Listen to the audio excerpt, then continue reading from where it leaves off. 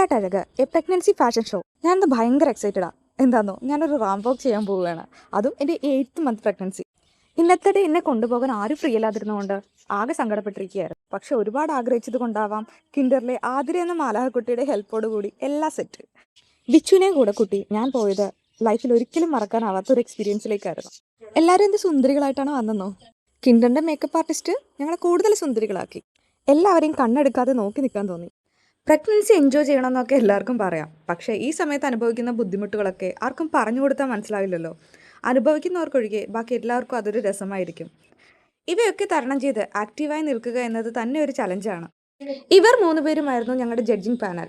അവർ തന്നെ ഒരു റോം വാക്കിലൂടെ ഞങ്ങളെ മോട്ടിവേറ്റ് ചെയ്ത് തുടക്കം കുറിച്ചു. തുടക്കത്തിലൊരു കുട്ടി ടെൻഷൻ വന്നെങ്കിലും ഓരോ ചുവടുവെപ്പിലും എൻ്റെ ഹാപ്പി ഹോർമോൺസ് എന്നെ ബൂസ്റ്റ് ചെയ്തുകൊണ്ടിരുന്നു.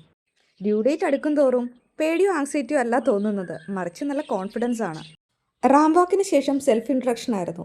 പക്ഷെ അത് 1 മിനിറ്റുള്ളിൽ ഒതുക്കുക എന്നത് ചലഞ്ചായിരുന്നു. പ്രിപ്പയർ ചെയ്ത് പോയതിൻ്റെ പകുതിയും മറന്നുപോയതുകൊണ്ട് എൻ്റെ കറക്റ്റ് 1 മിനിറ്റിൽ നിന്നു എന്നതാണ് ഒരു സത്യം. എല്ലാവരും ഒന്നിനൊന്ന് മെച്ചമായി പെർഫോം ചെയ്തതുകൊണ്ട് ജഡ്ജസിന് ഉറപ്പായും 10 പേരെങ്കിലും ഫൈനലിലേക്ക് സെലക്ട് ചെയ്യാൻ നല്ല പാടാവും.